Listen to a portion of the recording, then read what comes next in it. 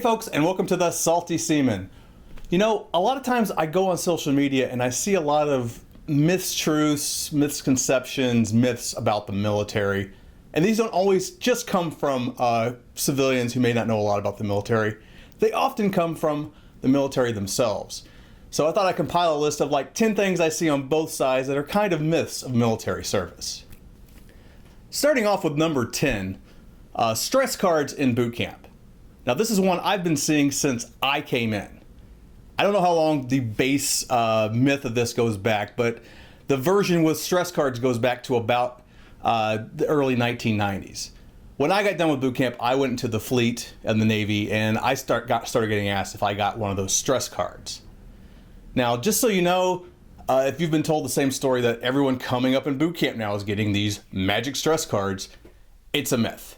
It never existed. This is one of those that's more kind of inside the military thing, but I hear it from all services, and I've been hearing it for over 20 years, and basically it's never existed. It's kind of an excuse for, like, this is an example of how the new generation of military coming up is a bunch of softies, and, you know, they had this card they got in boot camp that when the going got too tough in training, that they got to hold it up above their head and, you know, have a training timeout, and like they don't have to get, you know, yelled at anymore. Well, this never really happened. It's never existed. It's been going around forever, and it really needs to stop. The closest thing I remember is, you know, the chaplain did give you a card with a little stress thing on it. Like you press your thumb on it to see what your level of stress is. And it had a list of numbers, you know, to call the chaplain if something's really going bad. You know, you can go talk to them on Sunday, which is holiday routine, which is your normal time off to go do such stuff like that. Or in case of a family emergency, you can contact the chaplain. Never, ever, ever in any service has it ever been used as hold this card up and you will get out of training because it's going too rough. Never happened, never will happen. Give it up. In fact, they even stopped giving those cards out because the rumor got so bad. So now people don't even have a card to call the chaplain on. So congratulations, everybody, on you know, ruining something for the chaplain's day. Now, even tying in with boot camp, I got number 9 here. Saltpeter in the food. If you're a civilian and wondering what the big deal is, this has been a rumor that, from what I think I saw on Snopes, goes back 100 years, is there's a bit of issue with the human physiology in the early days of boot camp. Guys don't really go to full mass with their flag. They're not standing at full attention. You know, their morning salute isn't there a lot of times. The ladies, their formerly fertile valleys are now dry deserts. You know where I'm getting at with this. The rumored reason for this is they put something called saltpeter in the food, which somehow takes away sexual desire and, well, erections and moist vaginas. And, you know, this magical substance compound, you know, just a derivative of regular salt, somehow does this to everybody. And, you know, there's never been any studies on this or anything, but there's a reason, because it's not true. There's a very simple logical explanation for why you don't salute the flag first thing in the morning, first few weeks of boot camp. It's because you're stressed. That's right. Stress can have an effect on your body. Whether you're a man or woman, what you normally feel maybe not happening, even some of your normal body movements. I mean, I didn't even crap for the first week I was in boot camp, and that's normal too. Somehow that's never factored into the saltpeter thing. But just so you know, salt doesn't work that way. It never has. And strangely enough, about halfway through boot camp, everyone's you know, morning flagpole seems to come back magically around the time where you're starting to get used to the stress. So imagine that. Now here's one that's very Navy specific. Back in the 60s and 70s, there were signs around Norfolk, Virginia that said, "No sailors or dogs allowed on grass." Now this kind of stems from just the mentality of the military of the era, and especially around Norfolk, which is heavily, heavily Navy, and the regular civilians around there were just tired of sailors everywhere, which, you know, obviously there were issues there and still are to this day. But in terms of those signs actually existing, no one's managed to produce an actual picture of them. There's an image that goes around online, but as far as anyone can tell, it's kind of a just an artist's rendition of it. There's no actual, like, picture-proof signs. If those existed and were all around for a couple of decades, there would have been more pictures of it taken. Like I said, I was in the military media field, and I know my photographer, more centric buddies, they would have taken tons of these photos just for their own shits and giggles, and none of these have surfaced. So I'm going to have to agree with the idea that this probably didn't happen. Although personally, I've heard so many old salts tell me the same story, that they swear up and down they personally saw these signs, they did exist. So I'll, maybe not. Maybe there was one sign somewhere that somehow no one's taking a picture of. I don't know, but I don't think it was prevalent. At best, maybe there was one. But overall, I'm waiting to see the proof. I don't think it existed. Number 7. Everyone was drafted in Vietnam, and everyone was essentially a volunteer for World War II. Now, this one is kind of tricky. This goes back to the idea of the popular war. World War II is known more as a good war, and it's one America was absolutely, behind, and they were for the most part, and Vietnam was considered, not such a good war, and people were forced to go there that didn't want to go there, blah, blah, blah. There's truths on both sides, but for the actual statistics are 2/3 of the servicemen in Vietnam were volunteer. The exact opposite number is true for World War II. 2/3 of the troops there were draftees. The popularity of war in hindsight kind of gives us a skewed view of who went into the service and when, but the numbers don't lie. This is not actually true. Most of the people serving in Vietnam were volunteers that wanted to be there for whatever their reasons. And World War II, as much as a country really wanted to fight Japan and Germany and Italy back then, they just the sheer amount of numbers they needed, they ended up having to draft most people because a lot of people just don't want to go. Or if they just got called up, who knows? But again, numbers don't lie. Sorry. Number 6, we're all soldiers. Now, if you want an easy way to piss off someone who's not in the Army, is to call them a soldier. For the record, Navy, we're sailors. Marines are Marines. The Air Force are airmen. Then the Army is soldiers. But a common thing just to refer to everyone is call us all soldiers. And it's technically incorrect. And we don't like being called that because we're not, I'm not a soldier. I am a sailor. A Marine definitely doesn't like it. An airman definitely doesn't like it either.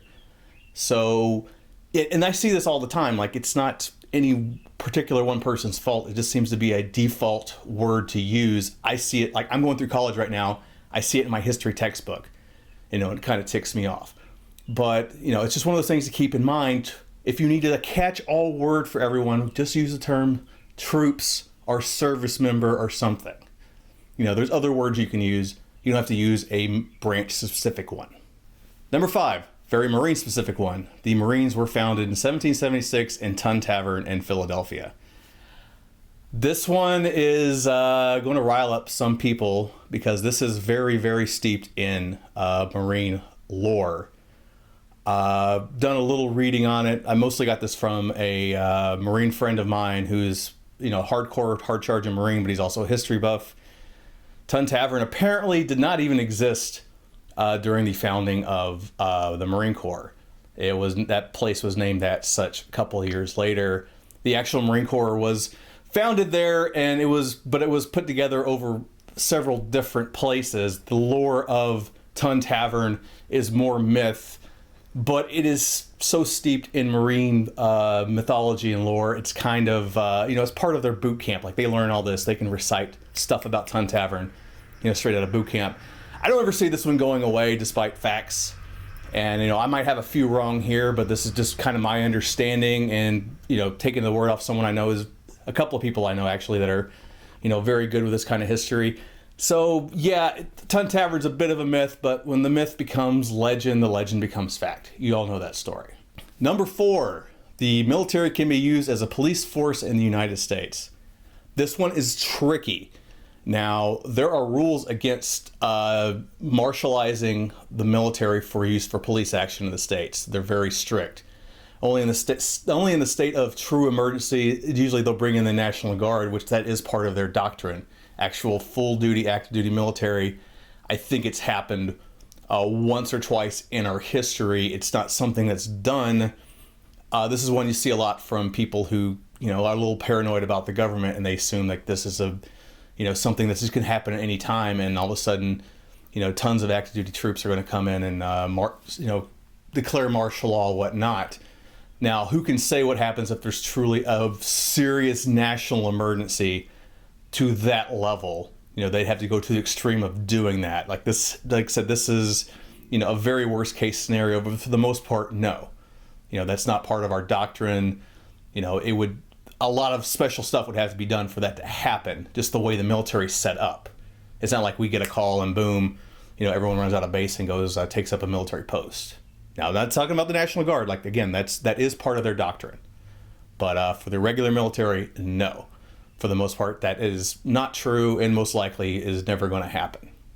But that one's like not a black and white one, so take with a bit of grain of salt. Number 3, everyone in the Navy is a homosexual, and or every female who signs up for the military is a lesbian. This one's more of kind of a in-jest joke, and us Navy guys, we go along with it, ha funny. And I only bring it up because there are a handful of people I met out there who are just surprised to hear I was married, because there's so little knowledge of how the military and the Navy they heard something about sailors are a bunch of gay guys, and they just said like, wow, you're married? Like, I didn't think you guys swung that way. I was like, and all serious, not even as a joke. And it's like, yeah, and this kind of comes from the old days of sail where it was only men and they were at sea for a very long time. And of course, a lot of people just assume a bunch of men at sea all by themselves are just going to start fucking each other because males can't control their sexual drive and they'll just fuck anything. I'm not saying, of course, there are gays in the Navy. There's gays in the military. They absolutely exist, and their numbers are probably about the same as they are anywhere else in the country. A little more serious is, the accusations of every female serving is a lesbian, which is just it's very stereotypical and mean, and obviously not true. If anyone knows anybody knows anything about the military, there's, again, there's lesbians, of course, but, there's other straight, bisexual, whatever women in the service. Everyone's reason for serving is different. It generally has nothing to do with their sexuality. So, kind of stop that bullshit, please, because it's just demeaning to homosexuals and everybody else. Number 2, military is consistently restricted to their bases, their ships. They don't really go out. They're just kind of living essentially prison all the time. Again, not sure. You'd think this would kind of be gone by now. I mean, obviously we get married, and if you have friends who are military on Facebook, they post pictures of family and whatnot. But it's something I hear all the time, just kind of this old belief that, we're basically, we go do our military job and we go back to our barracks and we're not allowed to go out anymore. And in the old days, that was kind of true. Like, they really were restrictive to military being allowed to do anything. But, since around Korean War post, last 50, 60 years, absolutely not true. When you're not deployed as a rule in the military or in training or in a training school boot camp environment, you've got your time off. You work your 9 to 5 type job in the military and you go home. If you're a junior guy, you go to a barracks, but your time is off. You can go out into town and do whatever. Some slight restrictions if you're overseas, but for the most part, we live a normal life, barring duty and military stuff when we're not deployed. That's how we get married. It's how we get cars. It's how we go see movies. Everything. It's not a matter of, we're shut down in essentially a 4-year-long jail sentence. And tying right into that one is my number 1. Military is constant boot camp type environment. This definitely comes from media portrayals, especially more the older ones. Seems like a lot of people who write media kind of only know about the military from what is portrayed as boot camp. And I think there's a perception that that's just kind of what we do for the next 4 years.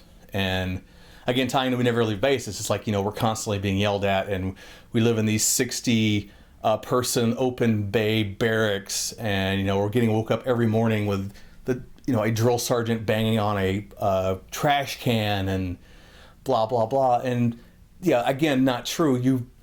We just don't have time for that. We have jobs. We have things we have to do to make the military work. Running a ship or training for field operations or fixing equipment, and it's just we got to go do our thing. to prepare for deployments when we do go out. And again, going back to number 2, you know, we have time off to go do other things and be human. And, you know, just a constant boot camp environment is not really, you know, good for morale. And even in the olden days, it wasn't quite that bad. You know, there is downtime. Boot camp is boot camp for a reason. If you just continually did that to somebody, it would just be, you know, counterproductive to making them good military members. Now, that's all I got right now for military myths. If you've got more, please put them in the comments. Make sure you subscribe. Share this video with everybody. Give me all your comments, things I left out. That's all cool. Next time up, I'm going to do a couple of I'm going to do a movie review, and we'll start doing those. You know, bullshit in military bullshit movies. Just kind of pointing out things that are accurate, things that aren't, for various popular movies about the military. So stay tuned for that, and I'll have some more top 10s. I'll have some more commentary on things going on in the military. So stay tuned to the Salty Seaman. I love you guys, and peace.